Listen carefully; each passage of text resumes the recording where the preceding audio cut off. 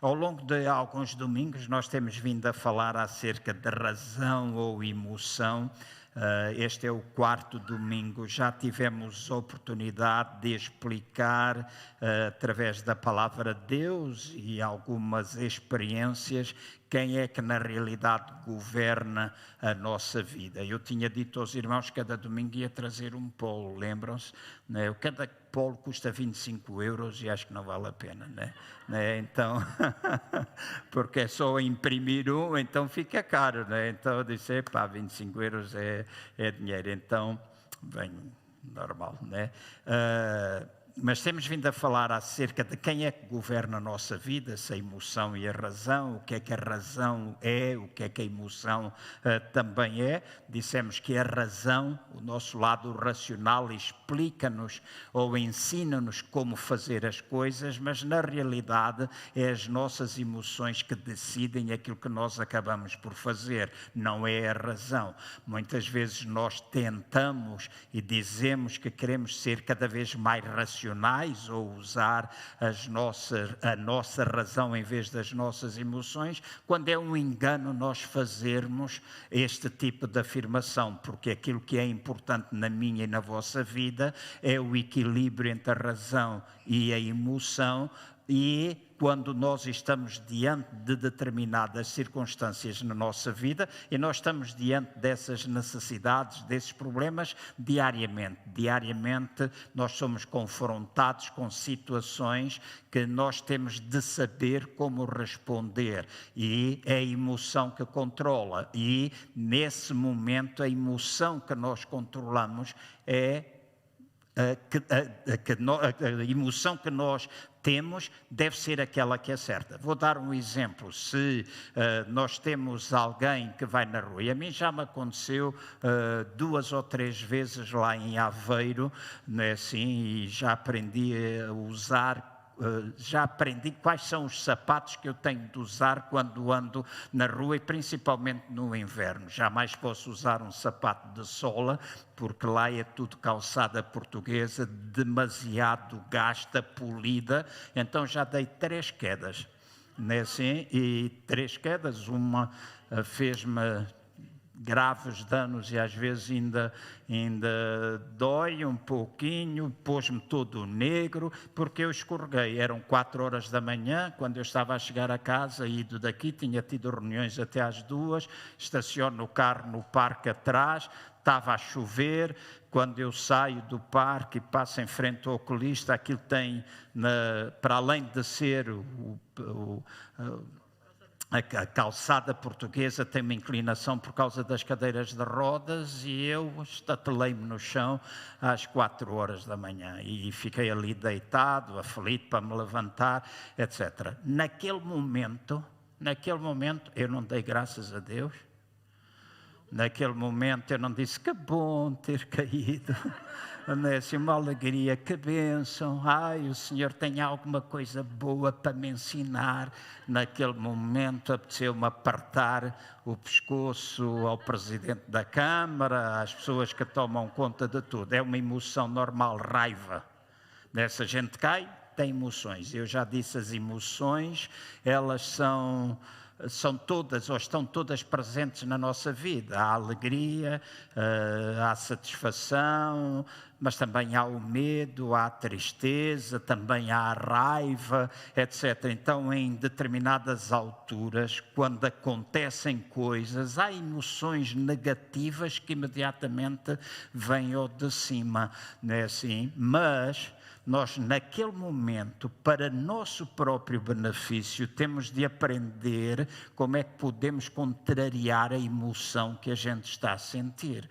Então eu fiquei ali deitado um pouco no chão, né, assim. A Ana gritava, porque ela estava comigo, gritava, e eu disse, para lá de gritar, porque são 4 horas da manhã, ainda pensam eu no chão, ainda pensam que tu me estás a bater, vão chamar a polícia e levam-te presa, não é? Então eu disse, para lá, fica calma, eu estou vivo, estou aqui, vais-me ajudar a levantar. Assim, apesar de interiormente ter vontade, mas eu tive de, naquele momento, usar a emoção correta para enfrentar a situação. E levantei-me, eu disse, amanhã eu vou ver, se eu não tiver muitas dores, eu vou ao hospital, se eu conseguir aguentar isto.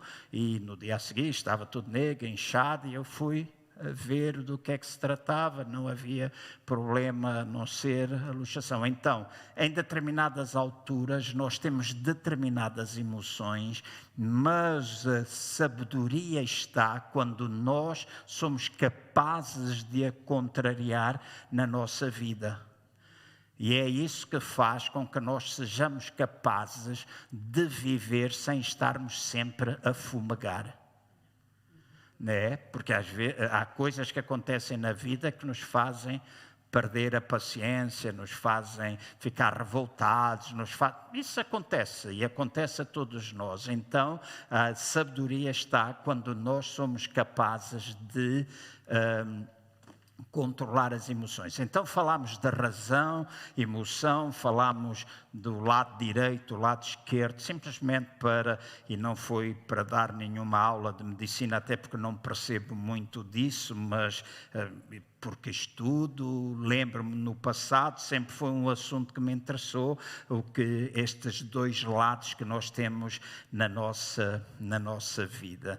A semana passada nós falámos acerca de alguns destes princípios importantes e disse aos irmãos que iria deixar para hoje o facto de nós fazermos uma viagem. Decidi chamar viagem ao passado porque a minha intenção é, através da palavra de Deus e através daquilo que eu vou partilhar convosco e também através deste exercício que nós vamos fazer, e o exercício é intencional, e quando eu digo que é intencional, é para ajudar os irmãos. Já disse mais do que uma vez, quem está aqui e acha que não deve fazer, não faz. Ninguém tem de me mostrar nada, isto é para os irmãos levarem para casa, quando vão para casa vocês pensarem, para que os irmãos possam pensar. Eu sei que às vezes há a ideia de que porque nós somos salvos, nós imediatamente ficamos com os nossos problemas resolvidos. Eu quero tornar bem claro perante todos vocês e também em todos aqueles que estão em casa. A minha intenção única e simplesmente é fornecer aos irmãos ferramentas que vos possam ajudar a mudar o tipo de comportamento que os irmãos têm nas situações difíceis e mesmo que não sejam difíceis, nas situações que todos nós lidamos dia a dia. Há um versículo, que é o slide que eu peço que ponham, em Romanos 1,16, diz, porque não me envergonho do Evangelho de Cristo, pois é o poder de Deus para a salvação de todo aquele que crê, primeiro do judeu e também do grego. Então, eu sou daqueles que acredito que o Evangelho é poder de Deus para a transformação da nossa vida.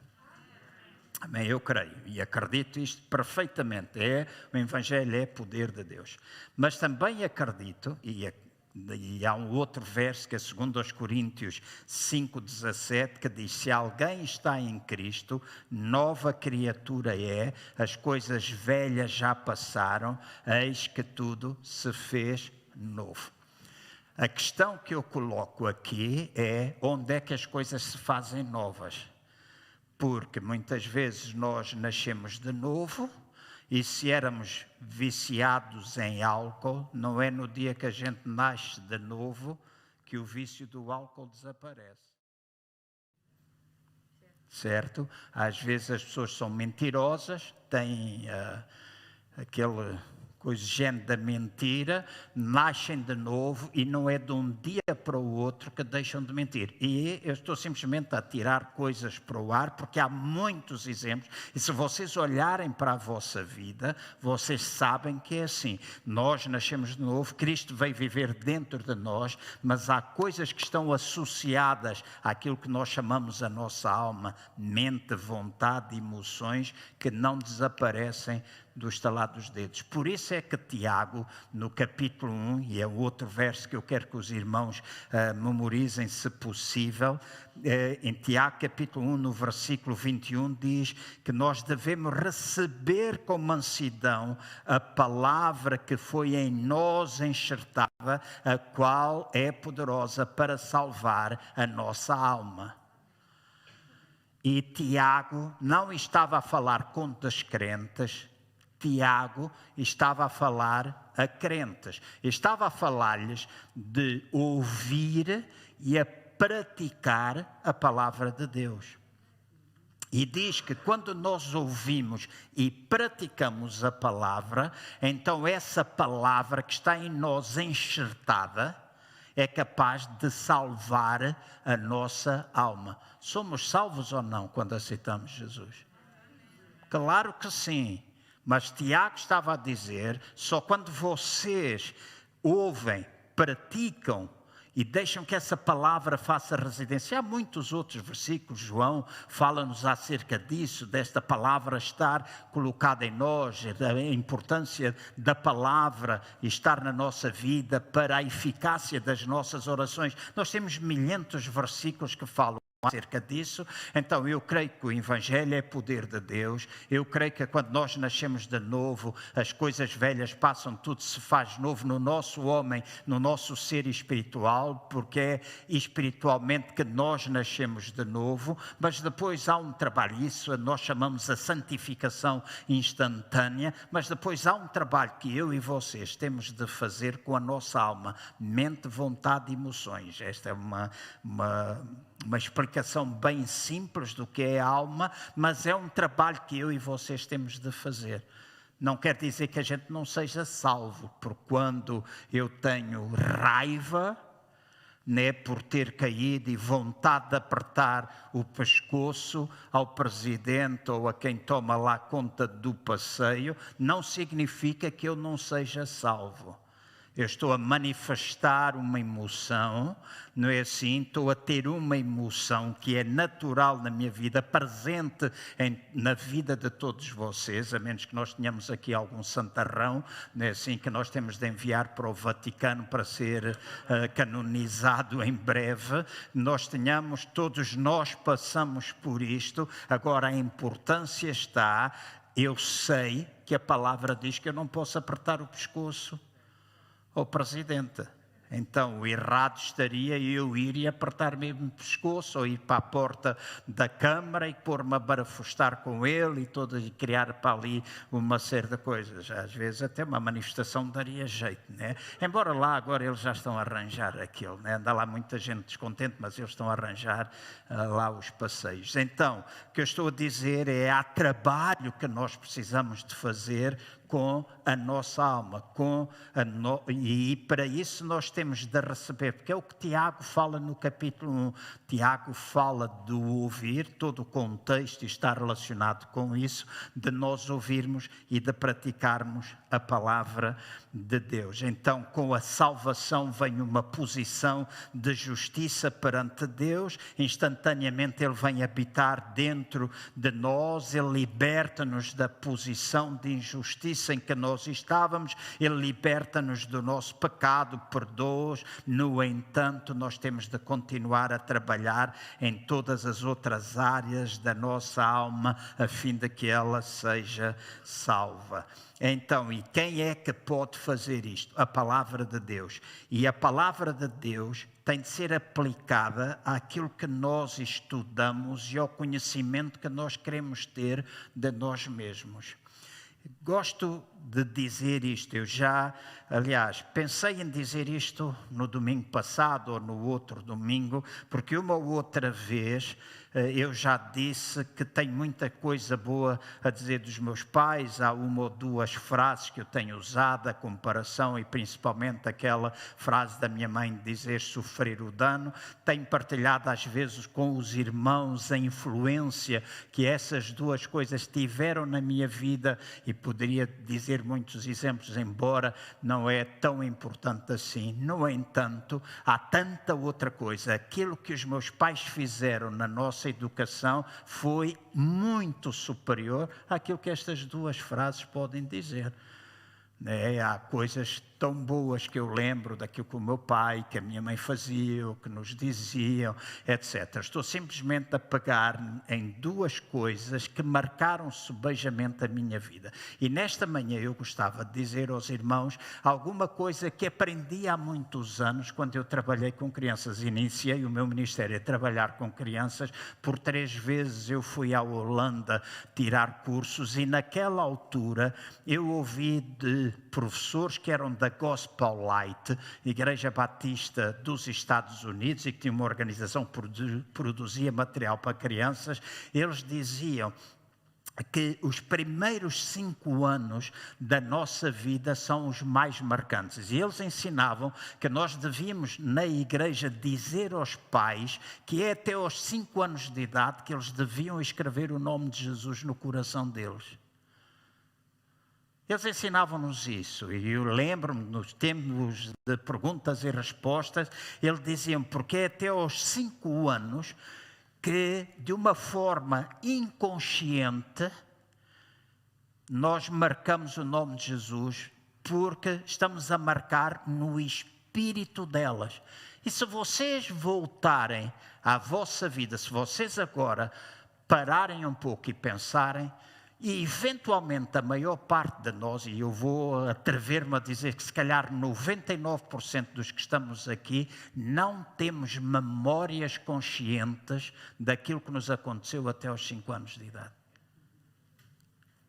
Eu já fiz esse exercício de viajar. Há coisas que eu lembro da minha mãe ou da minha avó ter contado quando eu olho para fotografias, mas eu não me lembro nada daquilo. A maior parte das memórias conscientes na minha vida estão a partir dos 5, 6 anos de idade, a maior parte delas 9, 10 anos e algumas ainda apanhando a adolescência. Então, há memórias inconscientes que estão dentro de nós, estão cá gravadas, e deixem-me dizer assim, tudo aquilo que a gente viu, tudo aquilo que a gente ouviu, tudo aquilo que a gente viveu, está gravado dentro de nós. Mesmo que os irmãos pensam que não, mas está gravado dentro de nós. E, de alguma forma, essas experiências estão a ser vivenciadas hoje. Porque deixem-me dizer assim, se tu nasceste e és fruto de uma gravidez indesejada, deixa-me dizer-te que provavelmente hoje, mesmo que às vezes isso foi-te dito já, outras vezes até não foi, mas provavelmente hoje tu tens problemas com a rejeição por causa daquilo que tu, ainda no ventre da tua mãe, sofrias relacionado com a rejeição. E a gente às vezes não dá valor a estas coisas, a menos que a gente queira. Depois nós sofremos de rejeição, e sofremos de rejeição, temos problemas com a rejeição e vivemos a nossa vida sempre com problemas de rejeição, e depois andamos sempre a arranjar problemas para os outros, porque achamos que não somos amados, que não somos queridos, e não sei o quê. E normalmente, e falarei isso um pouquinho hoje, a nossa tendência é cobrir o nosso problema atacando os outros. Mas nós é que estamos carregados de problemas e nós pomos aquilo ali bem pintadinho e às vezes até parecemos superiores e não deixamos de ser pessoas carregadas dos problemas. E perante as pessoas temos um comportamento, mas quando a gente mete a cabeça na almofada e ficamos sozinhos nós e Deus, a coisa é bem diferente. E no íntimo até não temos prazer nisso.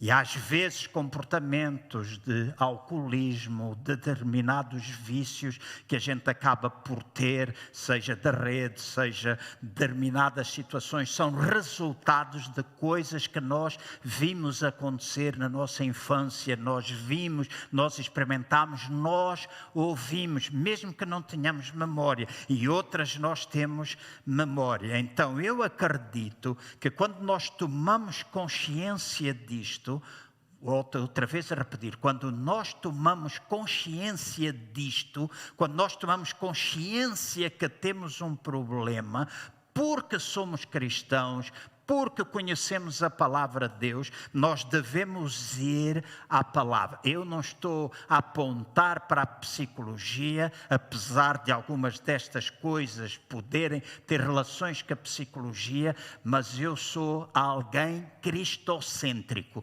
Eu acredito que o Evangelho é mesmo poder de Deus para a salvação e que Cristo em nós é capaz de nos ajudar. Agora, com o conhecimento, nós tomamos conhecimento, nós apercebemos da razão porque é que nós fazemos algumas coisas e depois vamos à palavra de Deus, permitir que a palavra de Deus seja enxertada em nós, que a palavra de Deus traga resposta. E eu costumo sempre dizer assim, se vocês tiverem uma dor de dentes, vocês não vão ao sapateiro. Ele também tem alicate, ele também tem agulhas, ele tem muitas coisas, mas nós não vamos lá, nós vamos ao dentista e vice-versa. Se temos um problema de sapato, não vamos ao dentista pedir para ele nos cozer os sapatos, porque também tem lá agulhas, se for necessário.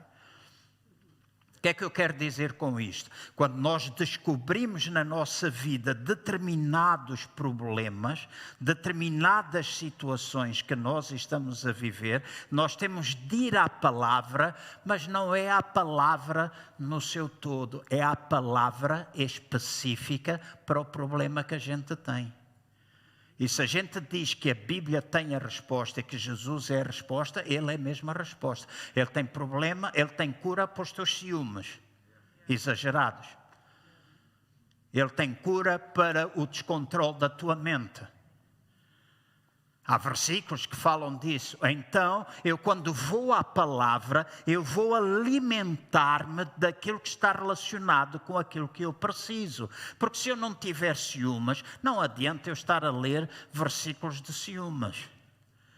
Pode haver um reforço, e é sempre bom haver um reforço, mas aquela não é a minha maior necessidade. Mas se eu tiver ansiedade, então eu devo ir procurar versículos que me ajudam a lidar com a ansiedade.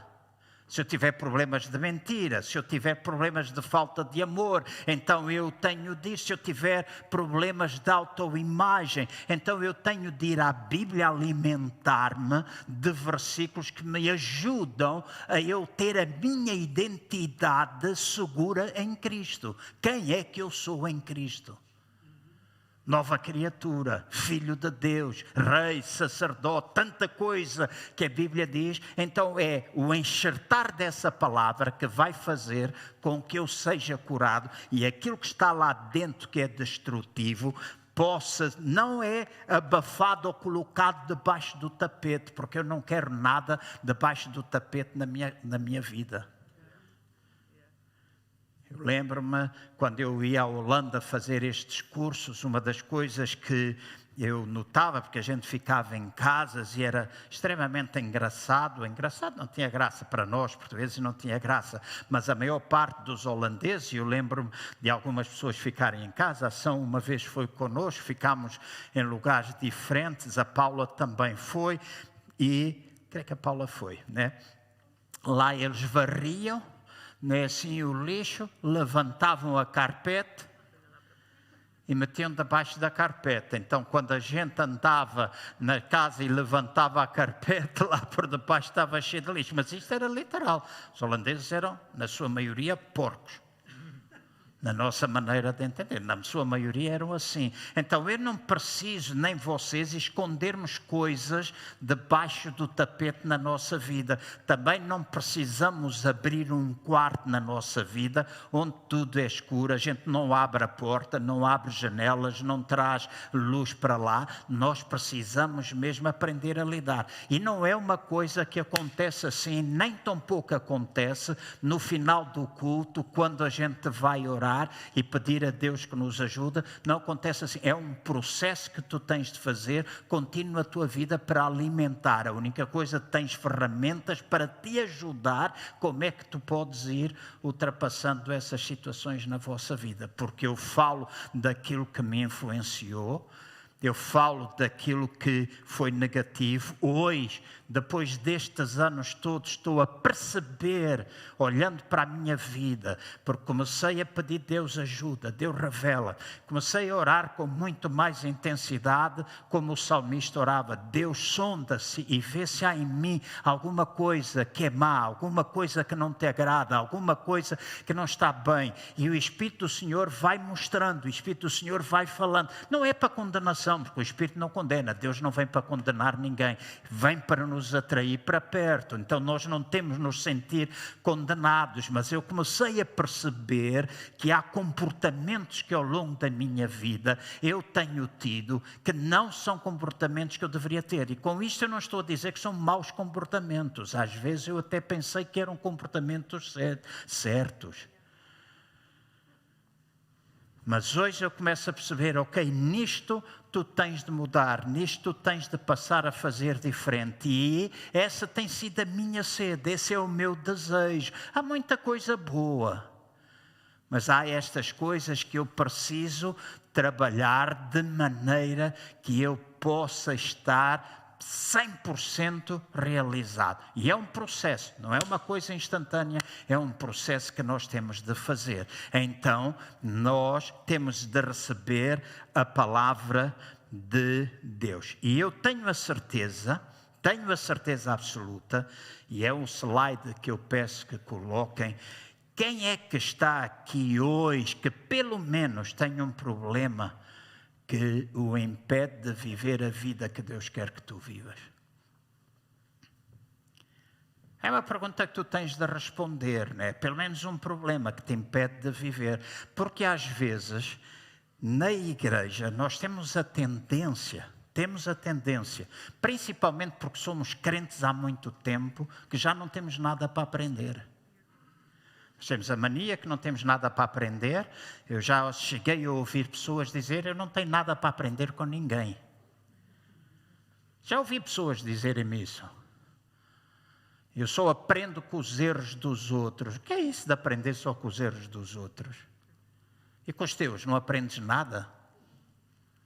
Não há nada que tu tens de aprender contigo mesmo, com aquilo como tu te comportas? Será que não há ninguém nesta vida?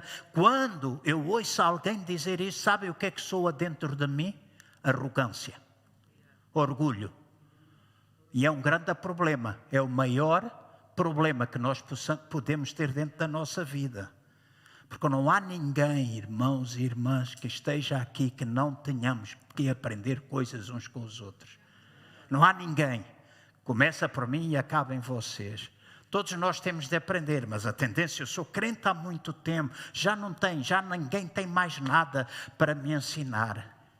Eu lembro-me há muitos anos, quando foi a Eurofire, eu dirigi o trabalho das crianças, fiz parte com o Reinhard Bonk, toda aquela equipa que organizou a Eurofire lá na FIL. Nós tivemos muitas reuniões e estive em muitos lugares com muitos líderes. Amei estar com o evangelista Reinhard Bonk, muitas vezes na casa dele, porque não havia meio minuto em que ele não tivesse a falar de ganhar pessoas para Jesus. Quando a gente saía de lá, que saíamos com fogo, porque ele vivia. Foi quando lançaram os primeiros computadores pequenininhos e ele deu-nos uma lição de computador. Tivemos todos ali à volta dele, no pátio da casa, e ele só falava como é que iria usar o computador para ganhar pessoas para Jesus. Eu disse, como é que este homem vive o Evangelho?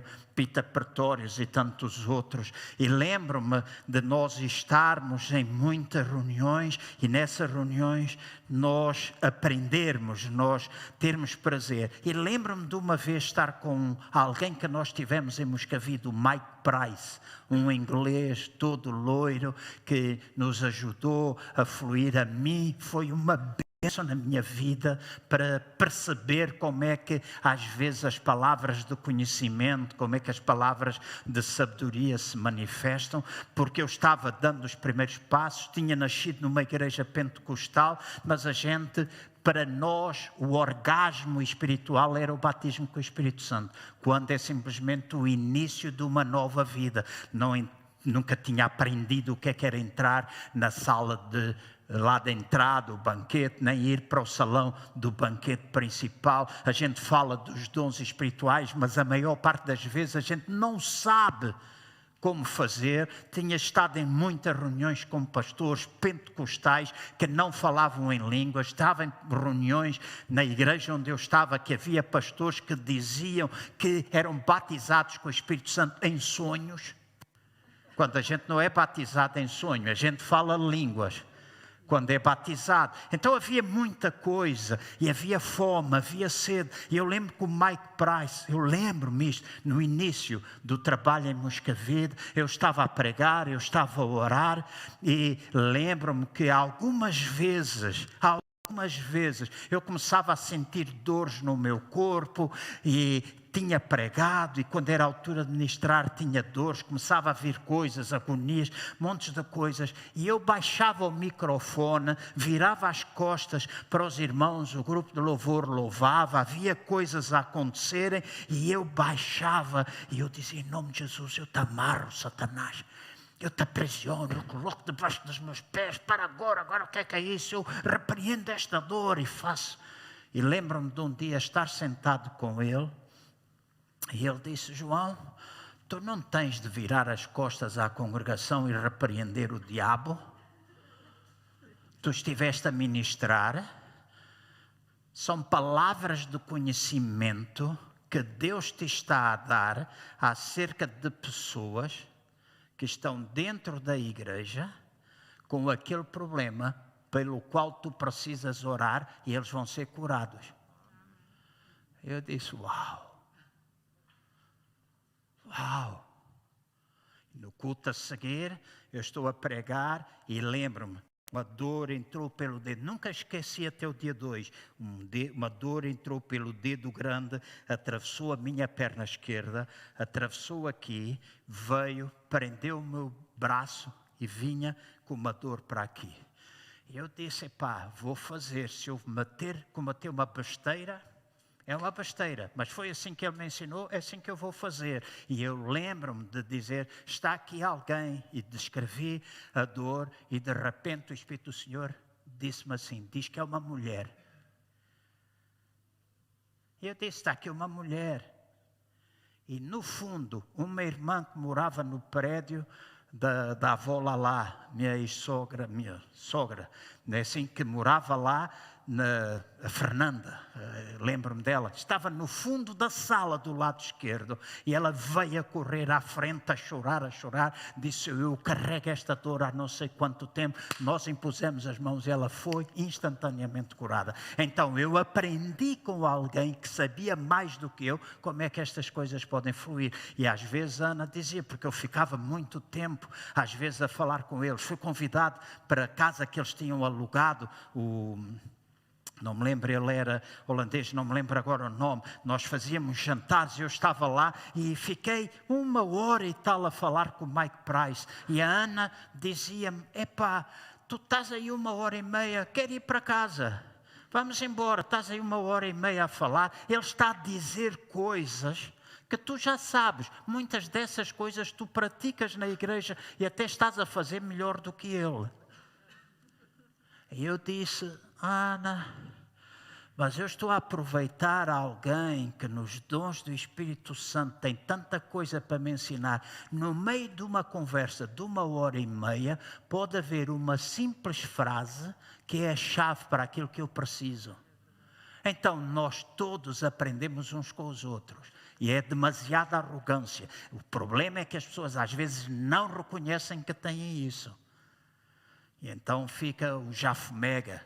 Vocês lembram-se daquele grupo que era o já fumega? Fumegam por tudo quanto é sítio. Então, nós precisamos, todos nós temos problemas. E se nós precisamos e queremos viver aquilo que Deus quer que a gente viva, há alguma coisa que nós precisamos. E o slide 6 mostra daquilo que eu e os irmãos precisamos neste dia, nesta manhã, para que nós possamos enfrentar a nossa vida. Nós precisamos, se nós queremos ver mudanças, nós precisamos destas 3 coisas: coragem, verdade e humildade. E precisamos da coragem, porque a coragem é precisa para que nós nos possamos conhecer a nós mesmos, o que não é tarefa fácil. Nós termos autoconhecimento não é uma tarefa fácil, volto a repetir, não é uma coisa instantânea, mas nós precisamos esmiuçar e pedir que o Espírito Santo possa esmiuçar a nossa vida. E agora, entendam, por favor, eu não estou aqui a pensar nós irmos para um terapeuta qualquer que nos vai fazer regressão até o ventre da mãe, mas estou aqui a dizer para permitirmos ao nosso principal cirurgião, ao nosso principal psicólogo, para que possa sondar o nosso coração e possa ir até lá ao mais íntimo e trazer para fora. Com isto eu não estou a dizer que nós não possamos ter ajuda de psicólogos, psiquiatras, outras pessoas. Eu já contei que em determinada altura da minha vida, 12 anos atrás, debaixo de tanta pressão, tanta coisa que eu já não aguentava, fumegava, estava doente, sentia-me mal, problemas no coração, cheguei a cair no parque em frente à escola de Moscavide, fiquei ali, fui arrastar-me até à beira, passavam os carros, ninguém me ligou, até que de repente passou um carro da polícia, eu fiz e eles pararam, porque deviam pensar que eu estava bêbado, mas se não tivessem parado, eventualmente eu estaria morto nesta altura. Chamaram a ambulância, houve coisas que eu nunca disse a ninguém. Nunca disse a ninguém, e sei a razão, porque era a pressão, tudo aquilo, o coração rebentava por tudo quanto era sítio. E lembro-me tantas vezes de eu dizer, eu preciso de ajuda. Fui falar com um grande amigo, o professor Dr. João Hipólito, que muitos de vocês conhecem. E lembro-me do João ter paciência, ensinar-me, chamar. E de vez em quando ele mandava umas bombas para cima. E eu ficava furioso com ele. Eu disse, tu estás a ser parvo, pá.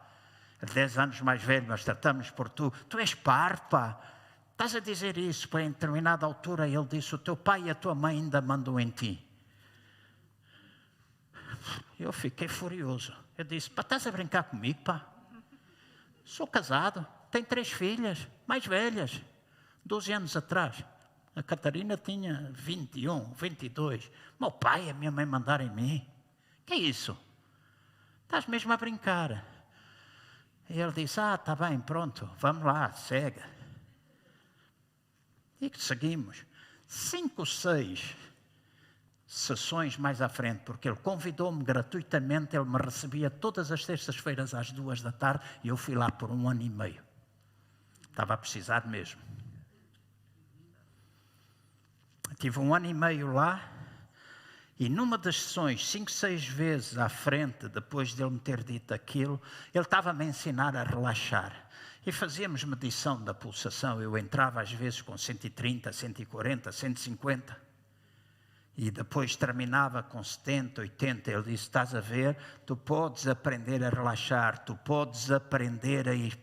E lembro uma vez, eu estava a ensinar-me a relaxar e no meio do relaxamento eu tive uns flashes que lembro-me como se fosse hoje. Estou a falar aos irmãos, eu lá no sofá, ele no outro, e o meu corpo tremeu. Foi um flash que eu vi e ele sempre me disse, quando terminar as coisas, se tu quiseres, partilha. Se não quiseres, leva para casa.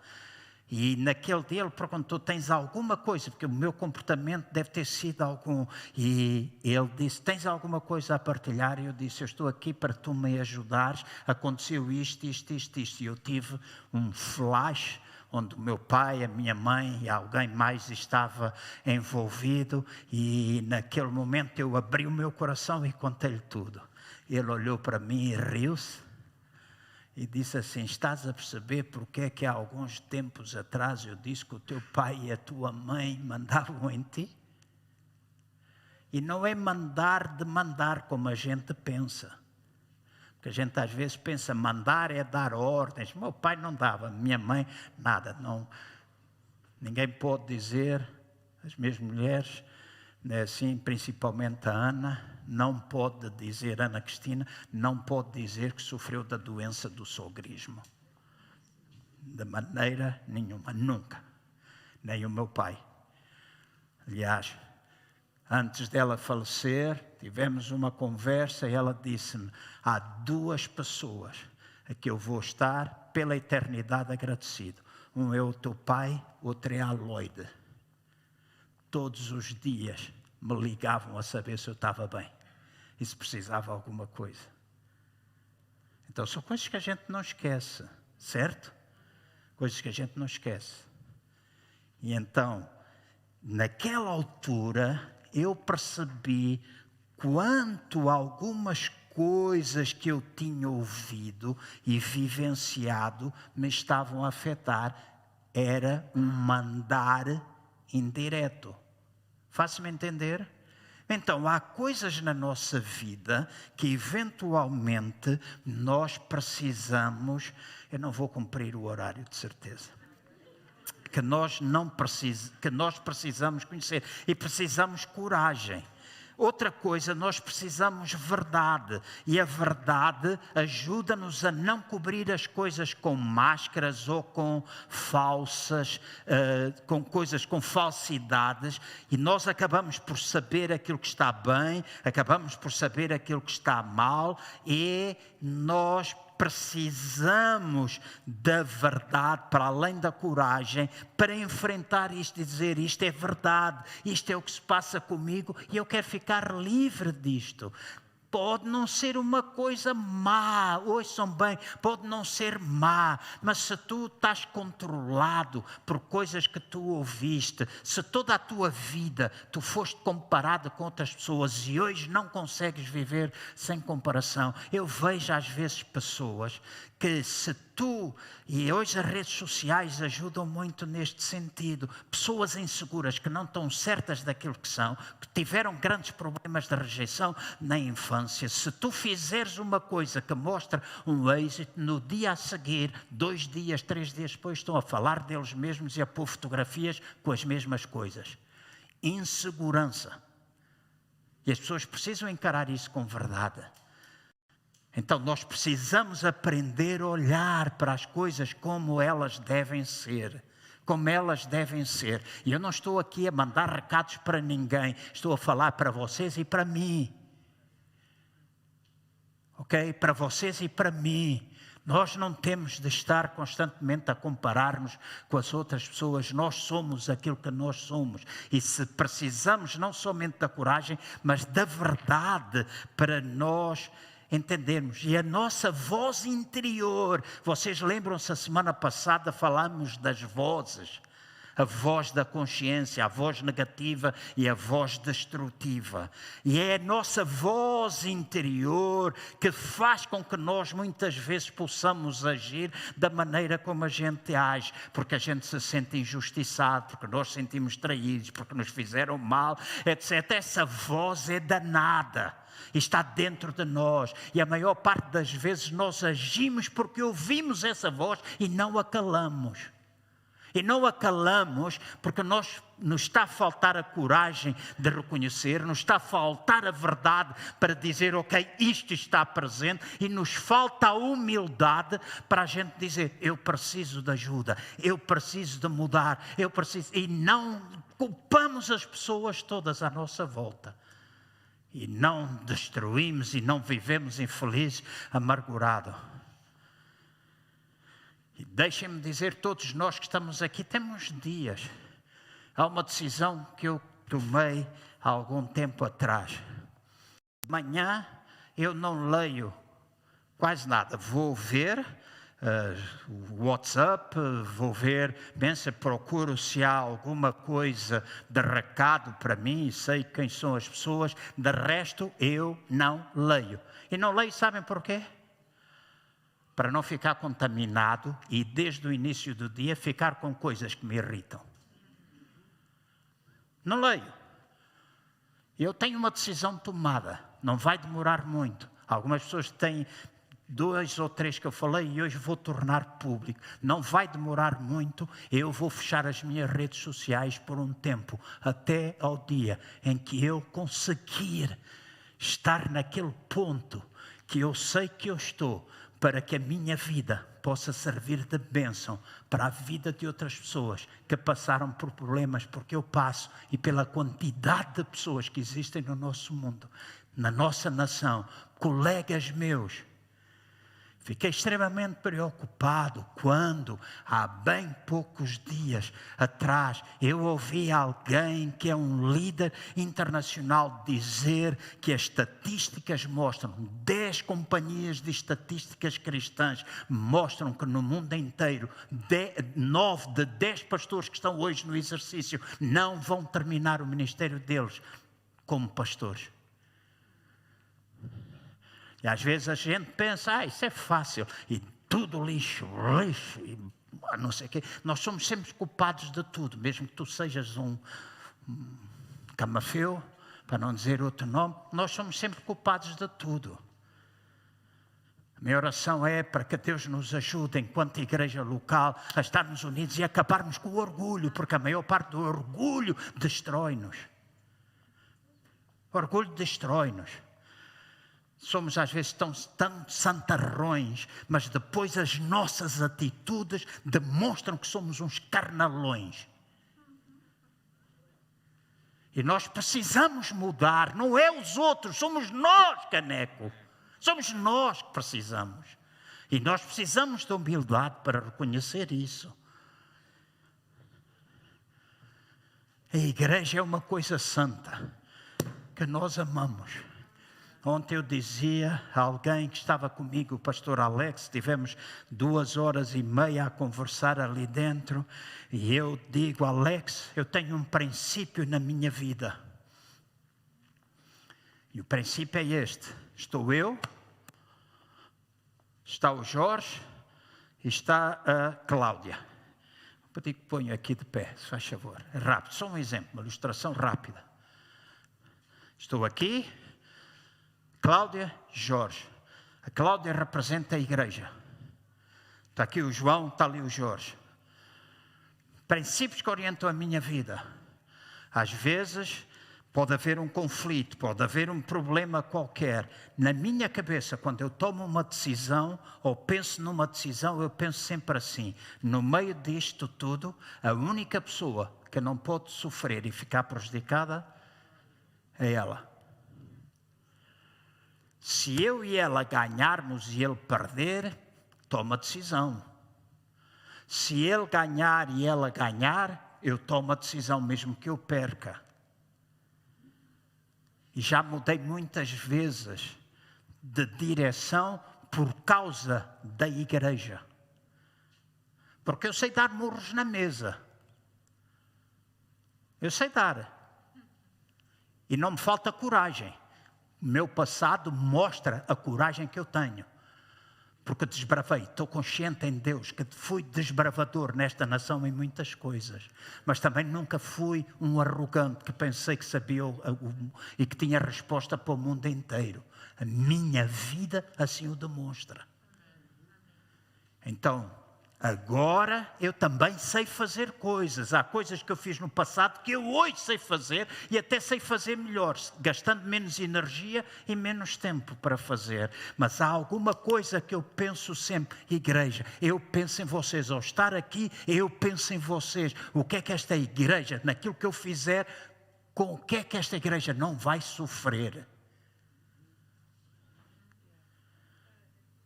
Nós precisamos pensar desta forma. Obrigado. Então nós precisamos humildade para reconhecer.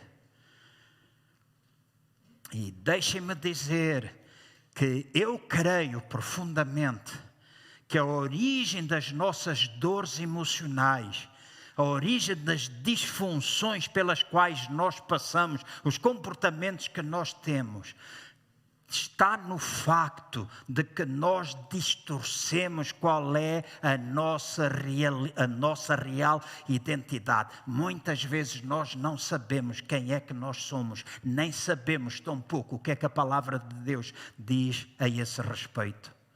E se eu não souber quem sou, se vocês não souberem quem são, e há um pequeno livro que nós vendíamos, eu tenho meia dúzia em casa, porque o guardei de tão bom e de vez em quando eu ofereço a pessoas. Nele, é um livro que diz nele. E muitas vezes eu, João Cardoso, vou lá ler para lembrar quem é que o João Cardoso é nele. O que é que a Bíblia diz que o João Cardoso é aos olhos dele.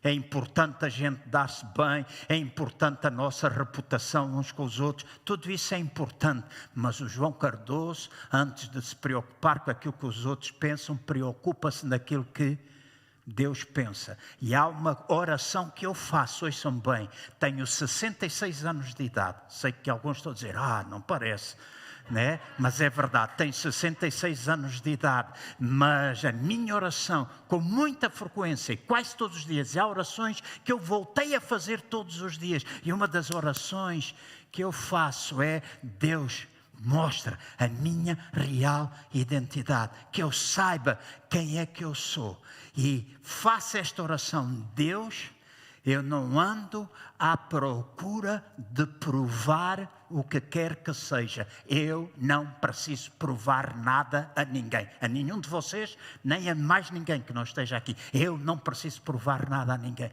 Neste momento a minha oração é, João, que tu sejas achado, aprovado por Deus. Aprovado por Deus. E esta é a minha oração. Esta é o meu grande desejo neste momento, que Ele mantenha o seu selo sobre a minha vida.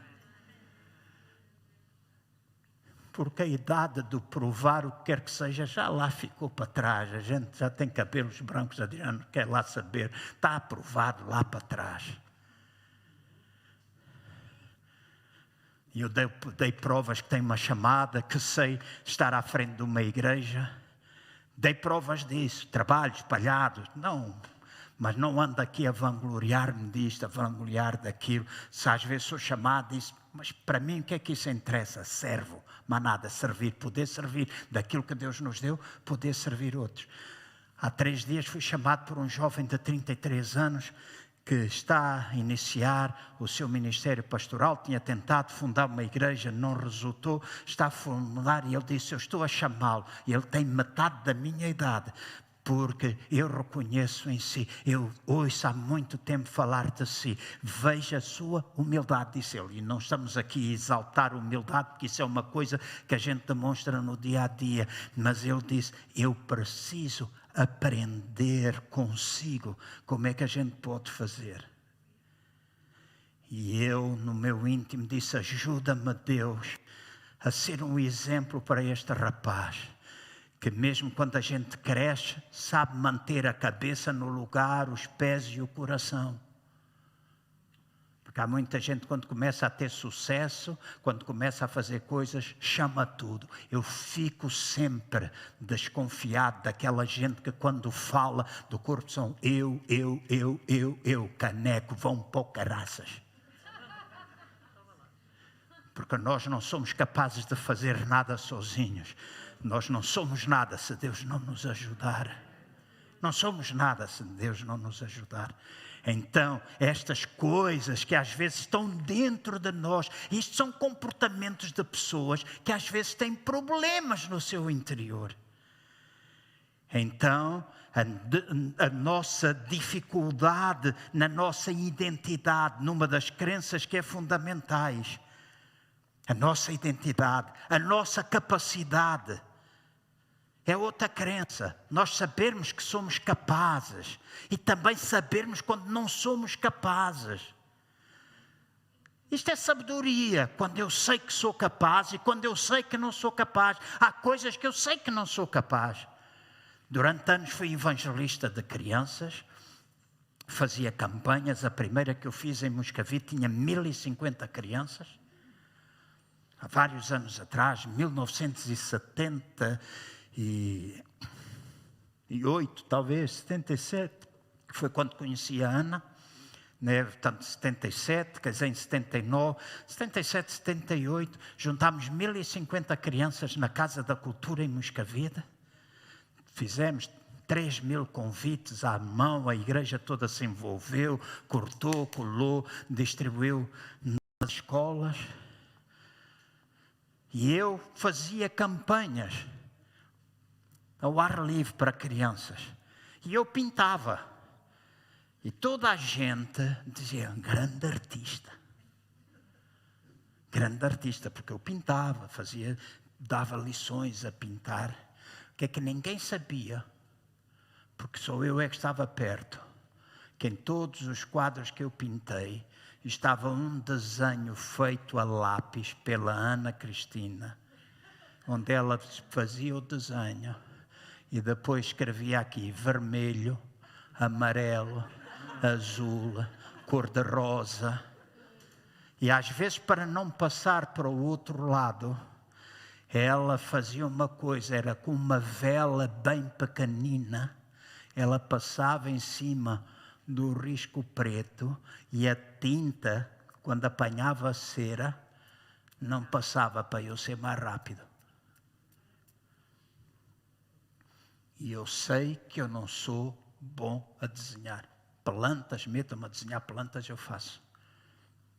Agora, desenhos, não sei. Há coisas que eu sei, mas a nossa capacidade, a crença da nossa capacidade é importante. E também a crença do nosso merecimento.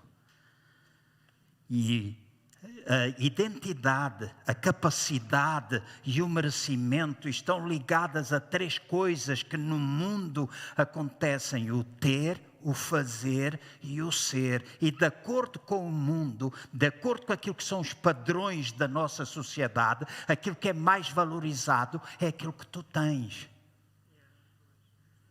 Depois é aquilo que tu fazes e, por último, aquilo que tu és.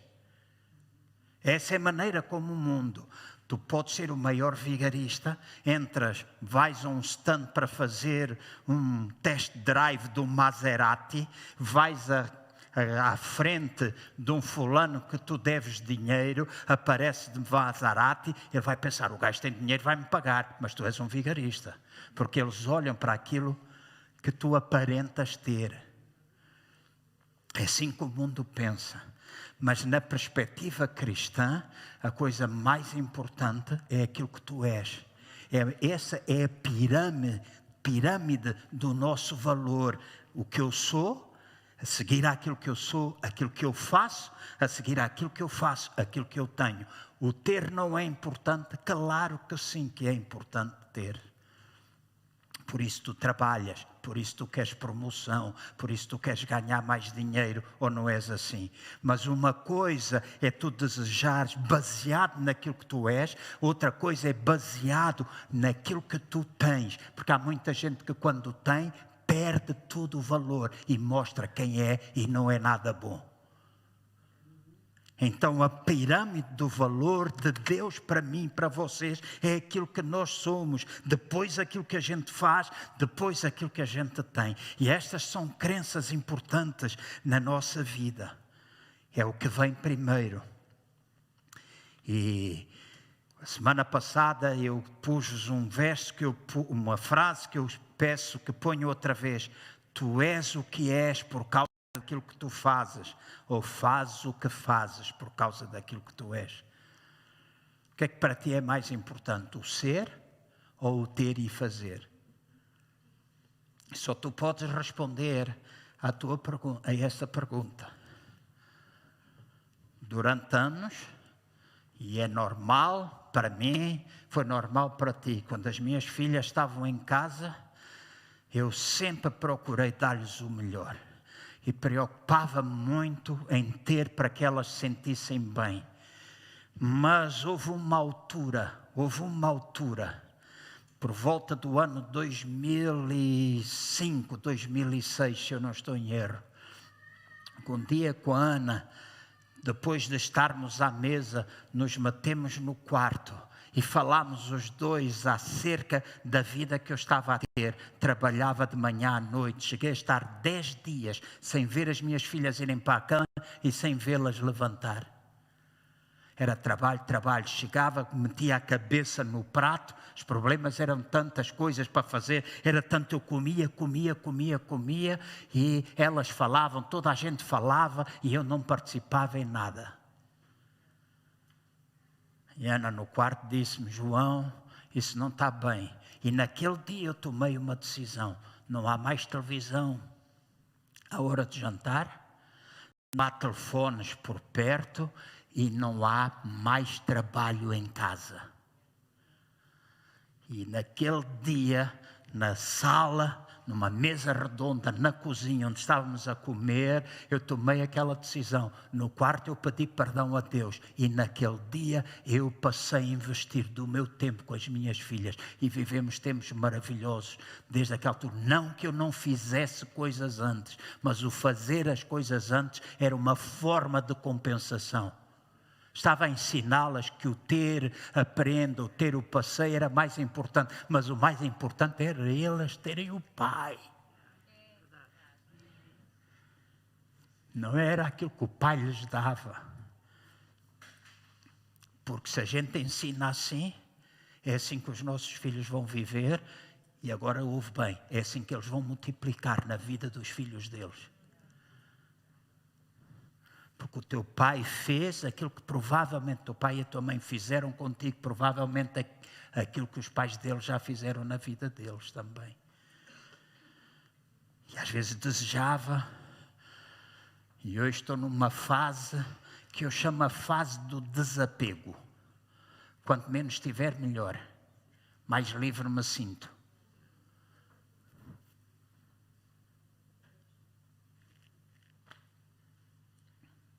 Hoje eu prefiro ir dar uma volta ao Gerês do que ter uma televisão em casa. Eu prefiro. Prefiro um fim de semana em família do que estar a comprar roupa nova. Né? Para quê? Se já tenho algumas 30 cuecas, uso 4 ou 5, tenho algumas 40 meias, 4 ou 5, tinha roupa em Angola, roupa aqui, roupa em vários lugares. Algum tempo atrás dei 30 calças. Porque quando estava em Angola eu sujava 3 por dia. Porque transpirava, o carro ficava com aquela vermelha, o rabo ficava com a auréola, as pernas, tudo. Eu tinha de ter muita roupa. Mas para que é que eu preciso disto? E às vezes visto uma camisa, fico em casa e tenho o Vasco, o meu enteado, a dizer: epá, já puseste esta camisa ontem. E eu disse: ela está limpa ainda, não fui tão pouco à rua. Epá, mas a gente muda de camisa todos os dias. Eu disse: não precisa, vou estar a sujar para quê? Se eu estou em casa. Então, desapego. E há coisas que nós precisamos aprender. Não é aquilo que a gente tem que é o mais importante. Então, algumas das experiências que nós temos, Deus me ajude, algumas das experiências ou memórias que nós temos da nossa infância, seja de dor, seja de abandono, muitas outras, podem distorcer a nossa identidade, fazendo-nos parecer que nós não somos suficientemente bons, que nós não somos nada, que nós não somos amados. E quando isto acontece, nós começamos a sentir a rejeição. E há tanta gente que acha que não é amado. E há pessoas que estão aqui nesta igreja, nesta sala, nesta manhã, que se acham assim: não somos amados. E acham que são assim porque nunca receberam o afeto do pai nem da mãe. Nunca ouviram a palavra elogiosa, não têm memórias do que é amor. Casaram, pensaram que o marido ou a mulher ia ser o pai e a mãe que eles nunca tiveram. E o marido ou a mulher são uns brutamontes, no sentido, não se ofendam. São pessoas que não demonstram afetos. E às vezes é fácil demonstrar afeto quando se namora. Mel, marmelada, açúcar, queridinha, não sei o quê, um beijinho, um abraço e não sei o quê, está-se naquele fogo todo. Mas a questão que nós podemos colocar é: continuas tu hoje a demonstrar afeto? Continuas tu hoje a dizer eu amo-te? Continuas hoje a dizer com coisas simples? Coisas simples, e não venham com essa cara a olhar para mim e dizer: ele está a falar alguma coisa que não é real. É as coisas que são reais. Todos nós estamos aqui, precisamos sentir que somos amados, que somos queridos, que temos valor, que as pessoas colocam merecimento, honra, tudo isso faz parte das nossas necessidades emocionais básicas. Todos nós temos necessidade. E tu estás casado, alimenta isso. Ah, mas ela não faz. Oh. Ok, mas faz tu. Água mole em pedra dura, tanto dá até que fura. Faz. Ora. Confessa. Fecha-te no quarto, fala em voz alta. Já no outro dia disse, há coisas que eu comecei a fazer. Começa a olhar para a palavra e a dizer o que é que a palavra de Deus diz. Isso vai mudar a tua crença. Vai mudar a tua postura, vai mudar a tua identidade, vai mudar a tua crença de merecimento.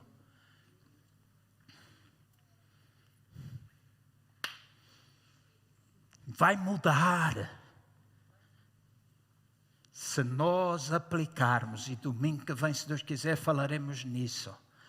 Sentimentos de rejeição causam ciúmes, ansiedade, inferioridade, imagem negativa, desrespeito, vícios, toda a sorte de vícios. E é agora que eu quero que os irmãos façam um exercício comigo. Tenha a folha. Vou pedir ao Pedro para vir aqui, se faz favor. Na vossa casa, creio que está. Cristina, faz-me um sinal, está no chat, nem a folha. Os irmãos em casa poderão também fazer, imprimi-la, se tiverem possibilidades disso. Se não, vejam o que é que está na folha e respondam. Eu quero que os irmãos possam olhar para o primeiro exercício e possam ver comportamentos que os irmãos identificam em vocês. E os irmãos vão dizer, pastor João já fez? Já fiz, eu já fiz. Antes de vocês fazerem, eu já fiz. E já fiz há muito tempo. Já lá fui. Então temos a folha. Se alguém não tem, peça, faça sinal, levanta a mão, os assistentes distribuem. É uma coisa individual. O irmão tem uma caneta, tem um lápis. Aconselho a trazer lápis e caneta para o culto. Principalmente durante esta série, e as outras é sempre bom a gente aprender a tomar notas. Se não toma nota no telemóvel ou no iPad, naquilo que tu tiveres. Quais são os comportamentos que tu edificas em ti? Temos aqui 2, 3 irmãos que têm a mão no ar. Cláudia pode dar, se faz favor. Quais são os problemas que vocês vão identificar em vocês? E eu peço que possam fazer isso sozinhas, não estejam a pôr o olho no que é que o vosso marido ou mulher ou a pessoa que está sentada ao teu lado está a fazer. Eu vou orar, porque para mim este é um tempo sério. Eu vou orar para que o Espírito do Senhor esteja presente, Ele está presente aqui, mas que vos possa ajudar a identificar aquilo que são áreas que os irmãos têm nas vossas vidas. E ao identificar, eu estou a dar uma ferramenta para que os irmãos saibam qual é a palavra que vocês precisam enxertar na vossa vida. E qual é a área que os irmãos identificam que digam, eu reconheço que preciso mudar nisto. Então eu vou falar em palavras, vou dizer algumas coisas para ajudar os irmãos. Pai, eu oro para que o Teu Espírito Santo possa tocar cada um de nós agora. E sejamos capazes de identificar aquilo que nós precisamos. Identificar as coisas que estão dentro de nós e das quais nos queremos ver livres, seja de uma forma consciente ou inconsciente. Mas que o Teu Espírito Santo possa trazer cura total à nossa vida, nosso espírito, a nossa alma e no nosso corpo. Tu és aquele que podes fazer e estás interessado em fazer. Ajuda-nos a fazer a nossa parte e nós contamos com a tua ajuda. Em nome de Jesus. Então vamos lá. Os irmãos metam um X no quadradinho que vocês identificam. Mas vão ouvindo o que eu vou dizer. Ciúme. O que é ciúme? É nós termos medo de perder aquilo que nós já temos.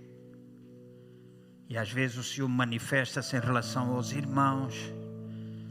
Manifesta-se porque tu sempre achaste que os teus irmãos eram mais favorecidos do que tu.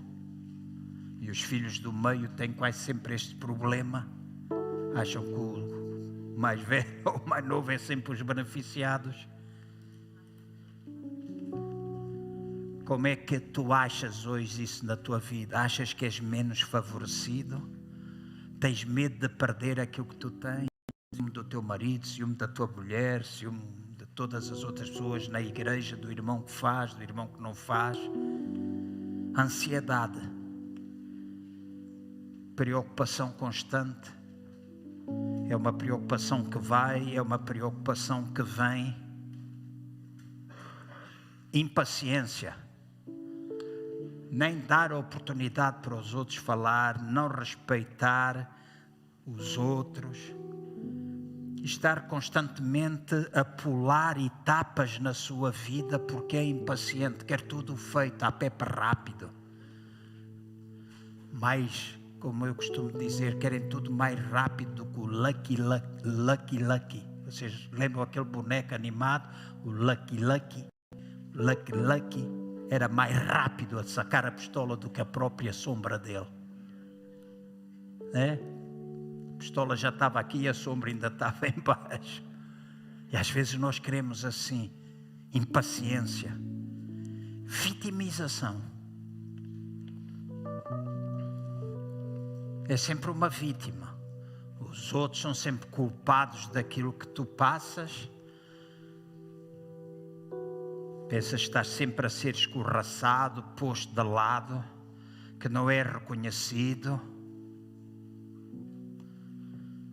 sem às vezes reconhecer que é a tua atitude que afasta as pessoas. E se calhar aqueles que se sentem vítimas até neste momento estão a pensar que não são vítimas, mas se calhar são mesmo vítimas, porque a vitimização é uma doença dentro de nós. Vício em fazer, um ativismo exagerado.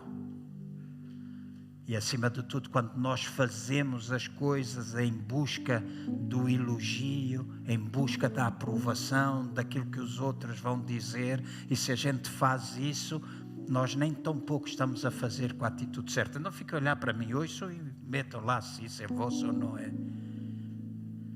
Crítica. A primeira coisa que tu fazes é olhar para os defeitos dos outros, para aquilo que não está bem feito, para aquilo que está. E quando tu dás um elogio, existe sempre um se ou um mas. Eu noto muitas vezes isso quando pessoas às vezes me dizem a mim e eu ouço dizer a outras pessoas: epá, ele é muito bom homem, mas eu nem sempre concordo com ele, eu nem sempre estou de acordo, ele também tem defeitos. E quem de nós é que não tem? Se tu elogias, não precisas pôr nenhum mas à frente. Porque se eu me conhecer, eu também conheço os meus defeitos. Certo?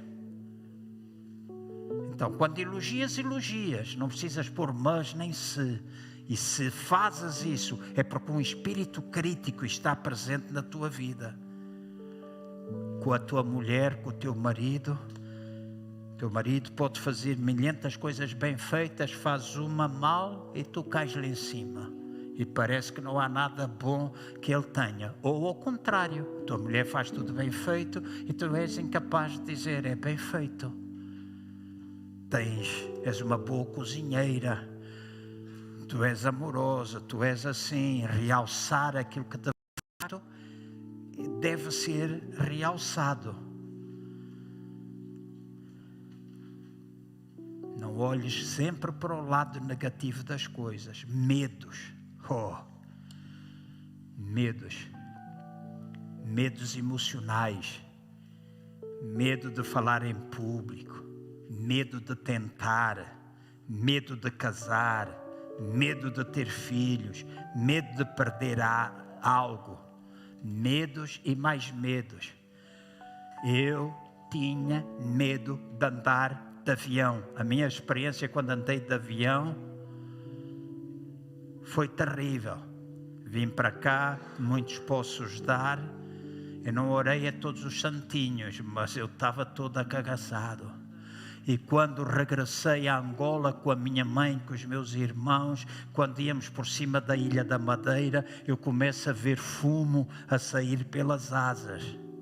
E de repente o sol ia a bater de um lado e começou a bater, o avião faz uma curva, começou a bater do outro. E eu disse à minha mãe: mãe, a gente está a voltar para trás, olha o fumo. E de repente ouvimos o comandante a dizer: estamos a regressar para trás, porque há uma avaria no radar e chegando a Angola nós não podemos aterrar. Era mentira. Quando nós aterramos em Lisboa, passado pouco tempo, houve uma ameaça de bomba dentro do avião. E eu olhava para uma madre que ia ao meu lado e lá ia ela, com o terço. Ainda pensei que se isto cair, agarro uma batina dela. Ela lá ia ela. Medo e mais medo. Quantos medos tu tens? Quanto é que a tua vida hoje é dominada pelo medo? E eles manifestam-se de tantas maneiras, e tu sabes, não precisas que eu te diga. Arrogância. A palavra arrogância vem da palavra arrogar. É pensar que já sabemos mesmo antes de fazer. É nós pensarmos que não precisamos de ajuda. É quando nós nos armamos em bom. É quando nós dizemos que não precisamos de ninguém. É quando nós dizemos que não temos nada para aprender. Isto é arrogância. E a arrogância pode estar presente na nossa vida, manifestando-se desta forma. Palavras, atitudes, coisas que a gente vai ver. O problema não é o que está de fora. O problema é a raiz. Orgulho. E o orgulho é o pai de todas as derrotas do ser humano. Quando nós não pedimos perdão, quando nós constantemente criamos confusão por causa do orgulho, quando nós muitas vezes agimos tentando tirar o foco de nós para colocar o foco nas outras pessoas, isto é arrogância, isto é orgulho muitas vezes. Porque se tu é que tens o problema, para que é que não colocas o foco em ti e andas à procura dos outros? Deixa lá os outros em paz. Centra em ti. Quem precisa mudar somos nós. Já vos disse no princípio, ninguém muda ninguém. Eu não mudo os irmãos, nem os irmãos mudam a mim. A única pessoa que me pode mudar é Deus e eu próprio. Então, orgulho. Culpa daquilo que a gente faz e culpa daquilo que a gente não faz, porque às vezes nós padecemos de uma falsa culpa. E a religião mete-nos muitas vezes debaixo da falsa culpa. Quem é que nós que somos dos tempos antigos, onde fazer coisas, qualquer coisa que a gente fazia, tudo era pecado. A gente vivia debaixo da falsa culpa. Quantas vezes eu vivi debaixo da falsa culpa? Senti culpado daquilo que eu nem tão pouco fazia, só porque passava à porta do cinema e olhava para o cartaz.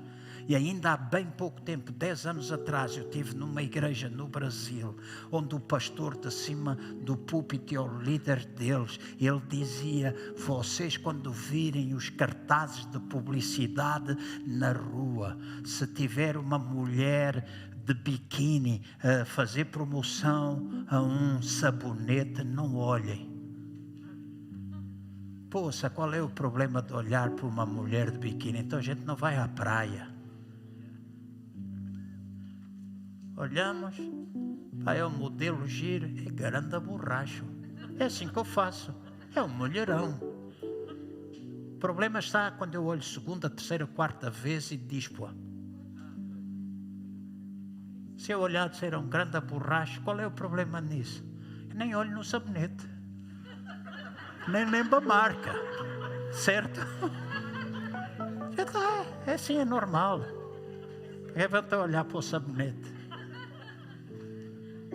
Né? Um grande carrão, um grande mulherão em cima, a gente nem repara na marca em primeiro lugar. É bonito, é mal nisso. Não tem mal nenhum, tu olhares. Eu digo homens, eu estou a falar de homens, mas as mulheres são iguais. E às vezes piores até. Então, quando nós estamos culpa, falsa culpa, a culpa é o nosso maior sabotador. Porque a culpa leva-nos sempre a pensar que nós não somos merecedores. Sentimentos de inferioridade. Nós não aceitamos convites, nós sentimos-nos inadequados, nós achamos que não temos nada para dar, nós achamos que o nosso valor é reduzido. Muitas vezes a gente pensa, eu tenho é de ficar calado, mas até o estar calado muitas vezes nos leva a sentir inferiores.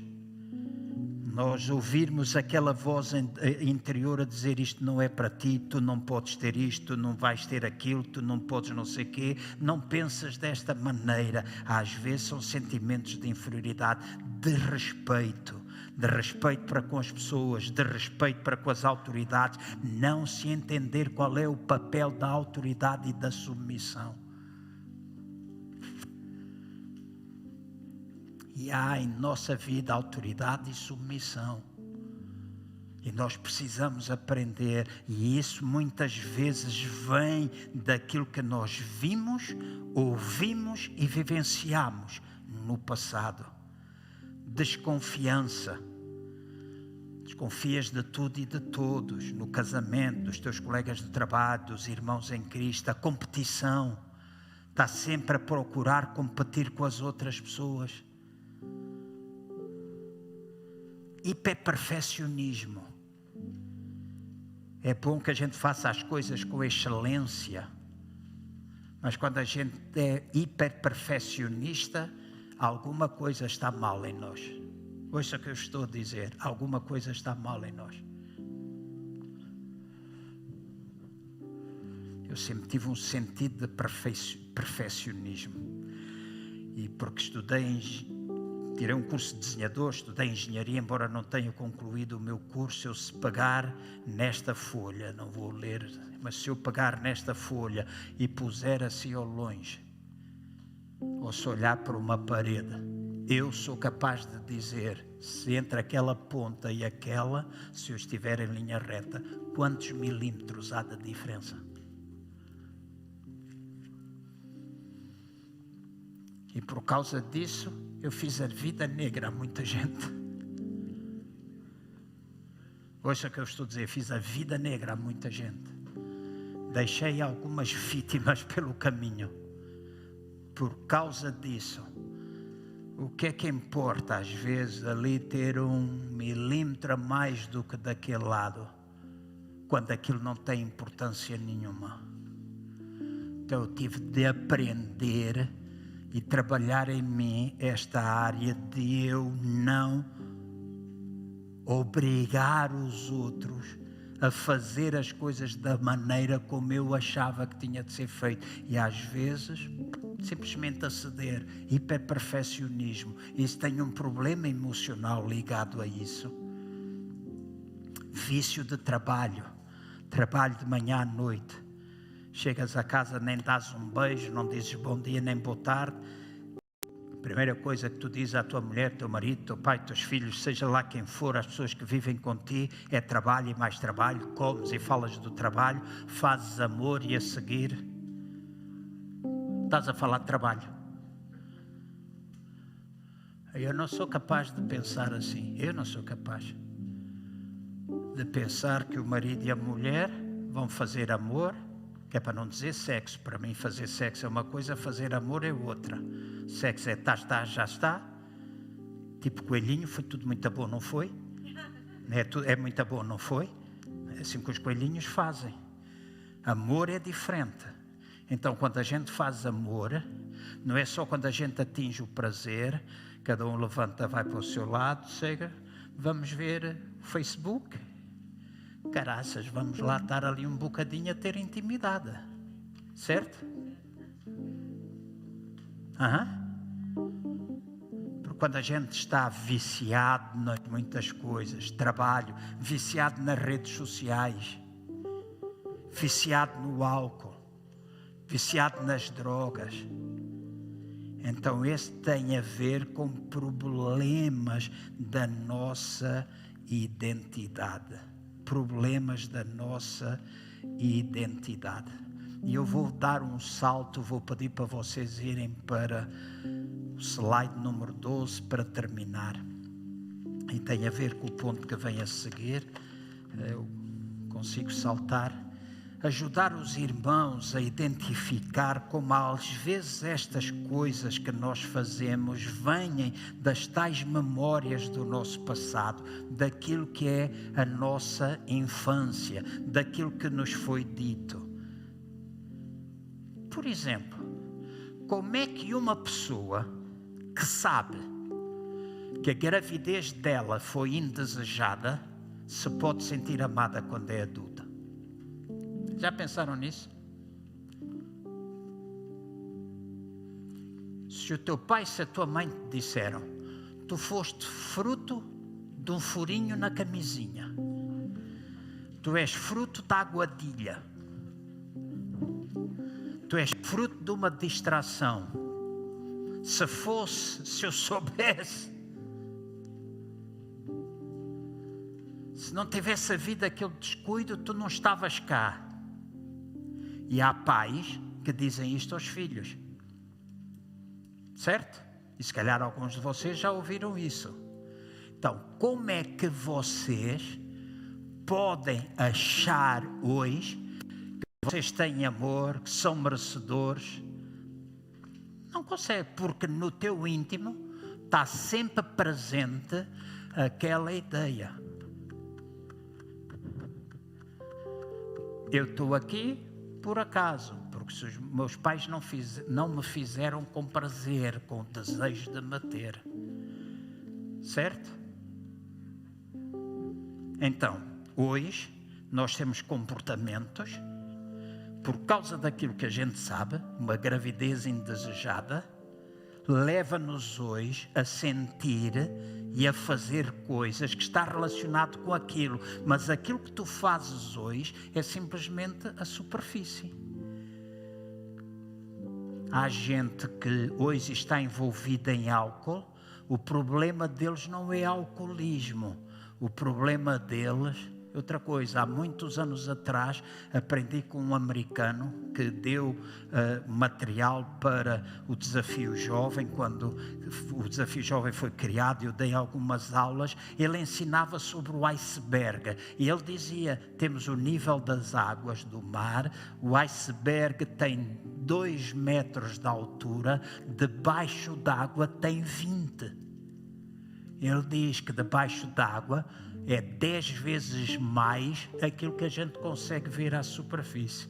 E ele ensinava-nos uma coisa interessante: há os problemas de superfície, há as causas de superfície, há os problemas de raiz e há a causa da raiz. E ele disse: quando a gente quer resolver problemas da nossa vida, não temos de lidar com aquilo que é superficial, temos de ir à raiz.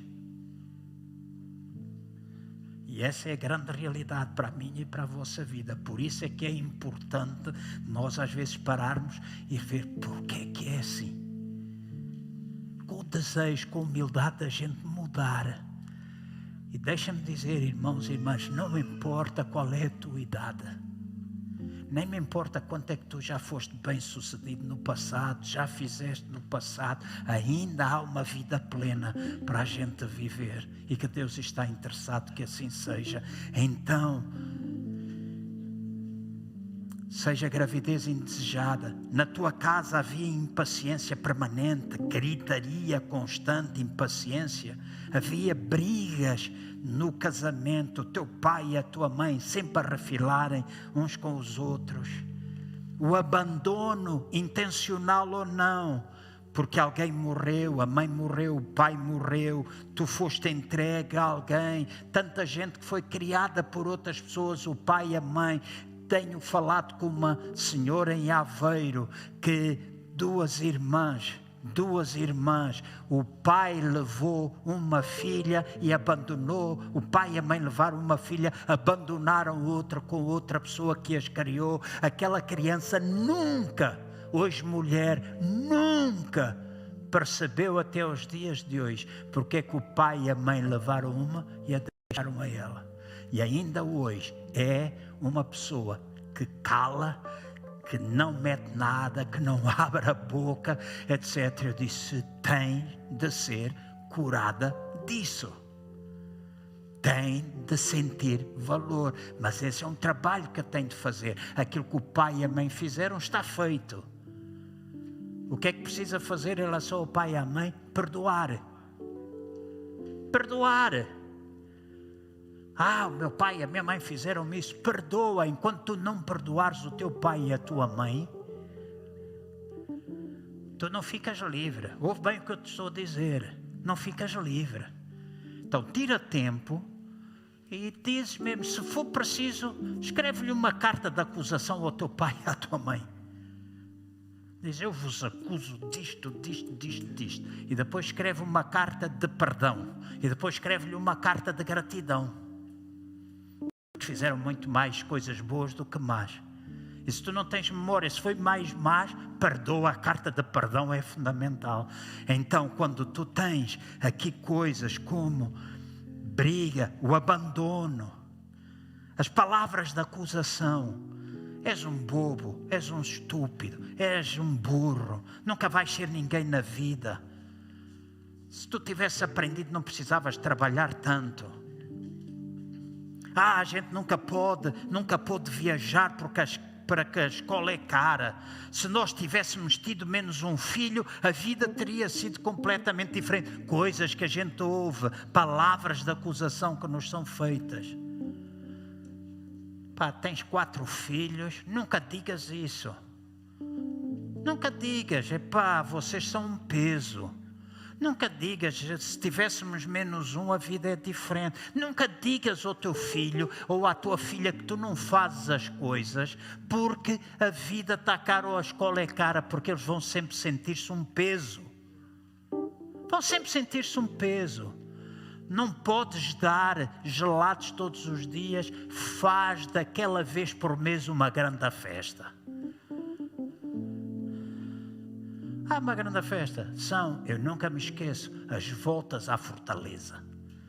Meu pai metia os filhos todos no carro, íamos dar a volta à Fortaleza de São Miguel, no topo da cidade de Luanda. E a gente saía, descia a estrada, subia, quem ia para a ocasião, a casa dos gelados ou lá. Era aquilo que a gente mais amava, ir comer uma sandes de gelado. O melhor chocolate que havia. Então há memórias que ficam gravadas. Então a volta dos tristes, como o meu pai dizia muitas vezes, porque era sempre aquela mesma volta, Marginal, Fortaleza e não sei o quê, mas essas memórias não saem da cabeça, tal e qual como eu tenho um grupo com as minhas filhas, e às vezes elas mandam fotografias, e eu às vezes digo, vai-me lembrar vocês. E elas dizem, pai, nós não esquecemos estas coisas, nós lembramos isso. E para mim, enquanto pai, é a maior alegria. E a maior alegria e satisfação foi porque eu pude abrir os olhos na pior altura da minha vida, quando tudo era trabalho, a igreja cresceu muito, o tempo não sobrava, dormia 10 horas por semana às vezes. Eu disse, eu estou-me a matar a mim e estou a destruir a minha casa. E que adianta ganhar o mundo inteiro e a gente não ganhar a nossa casa. Então hoje eu fico contente. E sempre que eu vejo elas fazerem coisas com os filhos, eu mando uma mensagem. Estou muito feliz. Tenho orgulho em vocês. Digo aos meus genros, eu fico contente de vocês serem bons maridos. Vocês cuidarem das minhas filhas. Eu digo, Se vocês forem ver o meu telemóvel, está lá escrito no grupo do WhatsApp, filhas. É as filhas e o pai. E no dia em que eu o criei, todas elas disseram, pai, nós ansiávamos por isto. Porque eu comunicava individualmente. Eu disse, mas para que individualmente, se a gente pode estar, estão casadas, mas a gente pode estar. Naquele grupo não entra ninguém. E o que se lá passa, não se fala com ninguém. É pai e filhas. Faz isso com os teus filhos. Estão casados, faz isso com eles. Ainda vais a tempo de os elogiar. Ainda vais a tempo de os elevar. Ainda vais a tempo de lhes pedir perdão.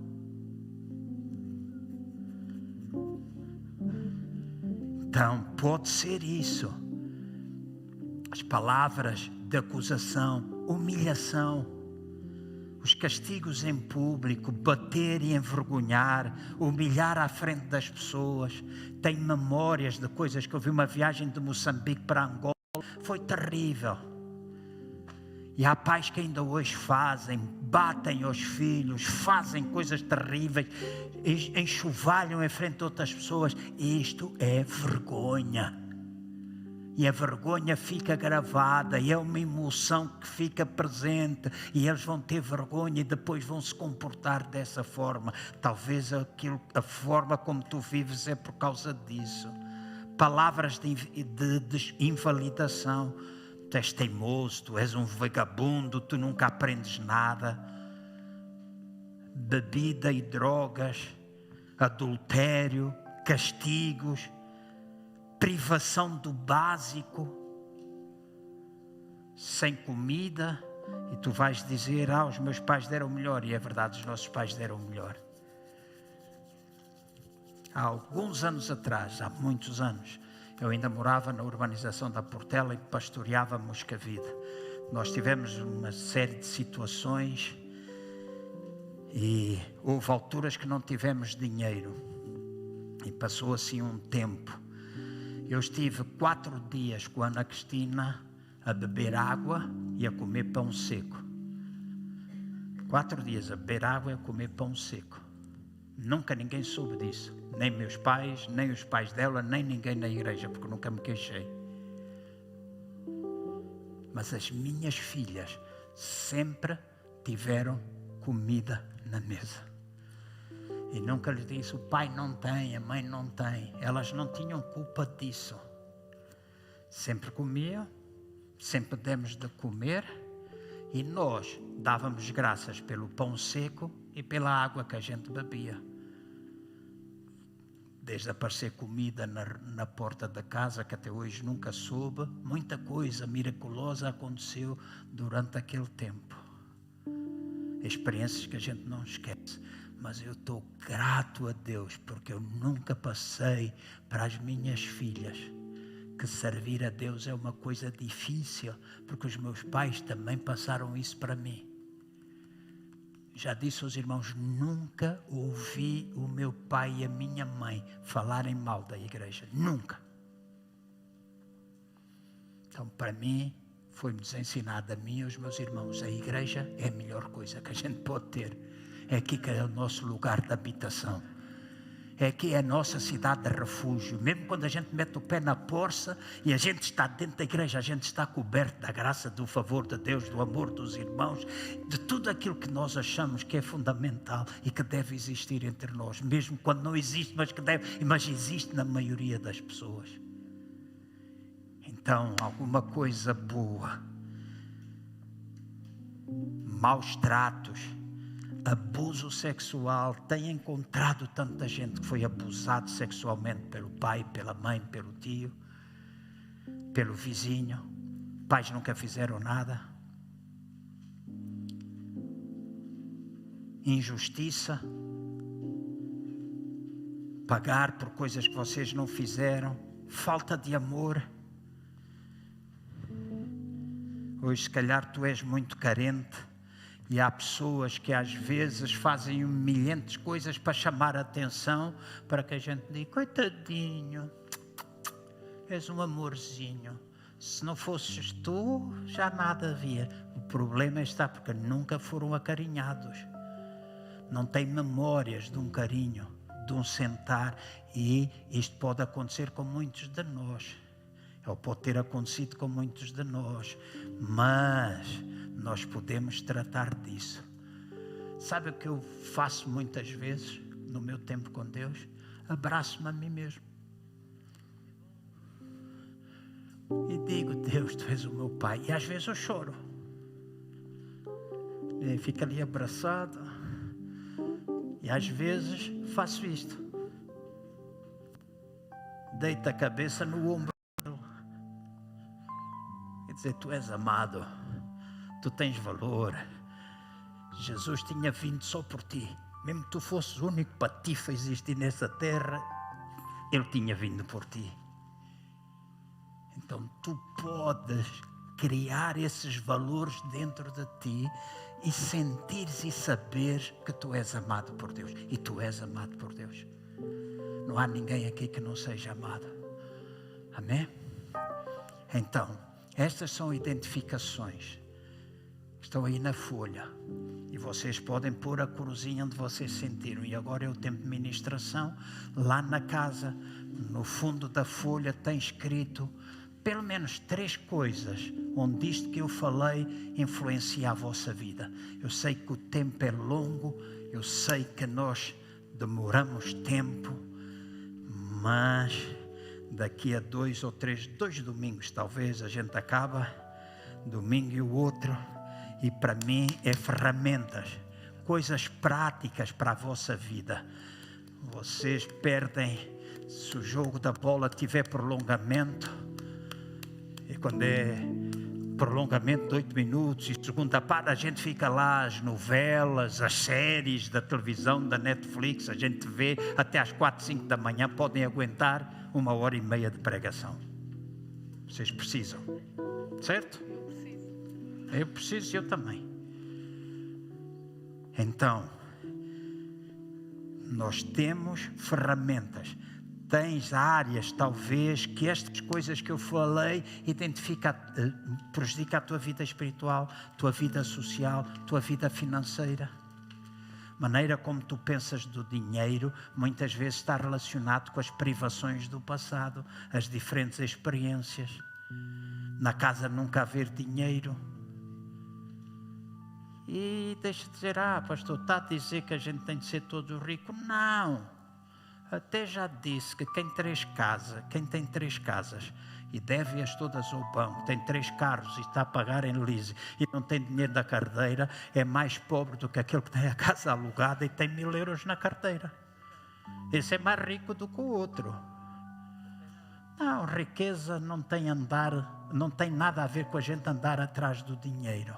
Eu e vocês precisamos aprender a fazer dinheiro, que é diferente do que andar a ganhar dinheiro ou correr atrás do dinheiro. Fazer dinheiro é importante,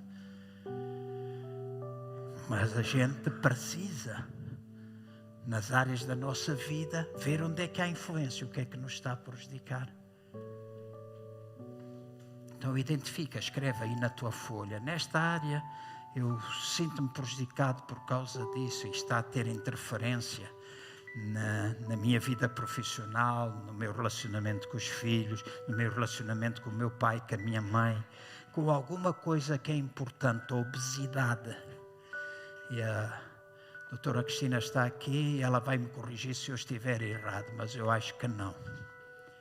Muitas vezes os nossos problemas emocionais fazem com que a gente se transforme em obeso, que a gente fique completamente dominado pela comida. O comer muito é para tapar um vazio, certo?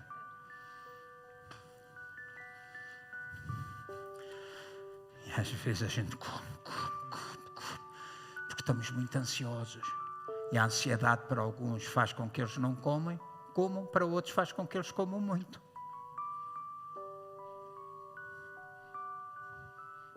Mas os médicos dizem que faz bem comer 6 vezes ao dia. Sim, mas se tu vais para a cama às 3 da manhã e comes meio queijo da serra, vai lá tomar banho.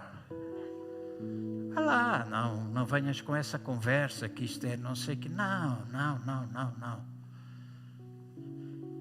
Então, Vamos orar. Eu vou pedir aos irmãos. A Cristina está-me a fazer. Eu já perdi aqui, já vai não sei quando. Não faz mal. Se alguém tiver de sair, pode sair. Eu não fico ofendido com isso. Há eventualmente alguém que pode mesmo necessitar. Caso contrário, fiquem. Nós vamos ter um tempo de oração. Eu quero coragem, verdade e humildade neste momento. Nós precisamos, se a nossa mão direita representar a verdade, a coragem, se a minha mão esquerda representar a verdade, se o meu coração representar a humildade, eu quero que os irmãos façam assim: mão direita, eu preciso de ti, coragem. Mão esquerda, eu preciso de ti, verdade. As duas sobre o coração, eu preciso de ti, humildade. Para que eu e vocês possamos pegar em coisas que nós vamos trabalhando na nossa vida. Pastor, ainda há muita coisa para trabalhar. Amém. És bem-vindo ao barco, és bem-vindo ao clube. Estamos todos na mesma embarcação. Quem é que não tem coisas para trabalhar? Só quando Ele voltar é que, tal e qual como Ele é, nós seremos, aí atingiremos a perfeição. Agora a gente tem sempre coisas para trabalhar. Mas a verdade, a coragem, a verdade e a humildade que nos ajudem neste tempo. Vamos ficar de pé, se faz favor.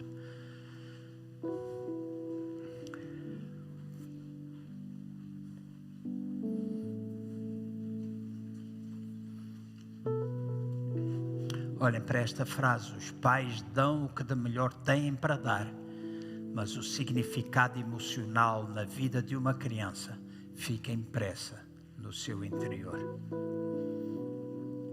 E quando eu te pedi, eu sabia que eu não tinha tempo de escrever e que não íamos ter tempo para fazer isso. Mas eu desafio os irmãos, escutem bem, eu desafio os irmãos que aqui ou lá em casa vocês parem. Cada um vai fazer o que quiser, como sempre, com aquilo que houve na igreja. A gente pode ir e não liga. Entrou, saiu, não fazemos. Olhamos o espelho, nossa cara refletida, viramos as costas, esquecemos do que vimos. É o ouvir e não praticar. Mas a gente pode ir para casa e pensar: a quem é que eu tenho de pedir perdão e a quem é que eu tenho de perdoar? Perdoar o teu marido, a tua mulher, o teu pai, a tua mãe, os teus filhos. A quem é que tu tens de perdoar? E deixem-me dizer, se não fazes isso, continuas preso. Continuas preso. Vou dizer uma coisa: dói para caramba. Dói para caramba.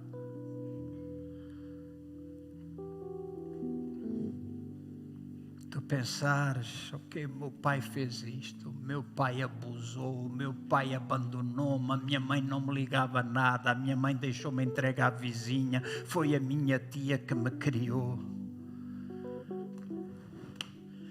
Tanta coisa que às vezes vai na nossa cabeça e ninguém melhor do que o Espírito Santo conhece. E tu dizes: eu tenho de perdoar isto, eu tenho de perdoar a quem me fez isto. Eu perdoo, eu liberto culpa. Se tiveres de passar tempo sozinho, passa tempo sozinho. Se tiveres de chorar, chora. Não faz mal nenhum, chora. Diz: Deus, eu perdoo meu pai, eu perdoo meu marido, eu perdoo quem me fez isso, eu perdoo meu tio que abusava sexualmente de mim, eu perdoo a quem me dizia estas palavras, eu perdoo à professora, eu perdoo a quem me fez isso, eu perdoo o meu marido que me traiu, a minha mulher que me abandonou, eu perdoo. E tu libertas perdão e abres para que a cura de Deus possa acontecer na tua vida, e diz que agora eu vou procurar. Eu vou procurar enxertar a palavra para que estes lugares vazios, onde estas coisas começam a sair, possam começar a ser cheios com a palavra de Deus. Começar a ser cheios com a palavra de Deus, e tu começas a falar a palavra, começas a ter a palavra de Deus dentro de ti. É um tempo individual, mas eu só vou pedir uma coisa: se há alguém que está aqui, que neste momento precisa de oração, neste momento está aqui e diz: isto é para mim, isto é alguma coisa que tem a ver, e deixem-me esclarecer, eu não estou convencido que não seja para ninguém, eu acho que é para todos nós. Meto-me no barco com vocês, tudo é nosso, tudo precisamos. Mas alguém nesta manhã está aqui e diz: eu preciso. Neste momento eu quero sair pelo menos com uma palavra de oração. Quero que alguém ore comigo para eu iniciar o processo. Para eu iniciar o processo. E quando tu inicias o processo, eu garanto, tu ouve bem o que eu te vou dizer, eu garanto-te que se tu puseres em prática, semana que vem a gente vai falar coisas que a gente pode começar a fazer para mudar. Eu garanto-te que se tu iniciares o processo e começares a fazer, há mudanças que começam a acontecer no teu casamento, com os teus filhos, com os teus colegas de trabalho, com os irmãos da igreja. As coisas começam a acontecer, porque nós centramos a atenção em nós, procuramos ficar livres e pomos a palavra de Deus em prática. Então, se alguém está aqui, eu tenho irmãos e irmãs que eu pedi, Dail, Jorge, peço Cristina, alguns outros irmãos a quem já falei que nos possam ajudar em oração. Rui, São, põe a tua mão no ar se tu precisas de oração nesta hora, e eu peço que essas pessoas possam ir e orar convosco, e que cada um se possa manter de olhos fechados e possa dizer: sonda, ó Deus, o meu coração. Sonda, ó Deus, o meu coração. Sonda, ó Deus, o meu coração. Vê se há em mim algum caminho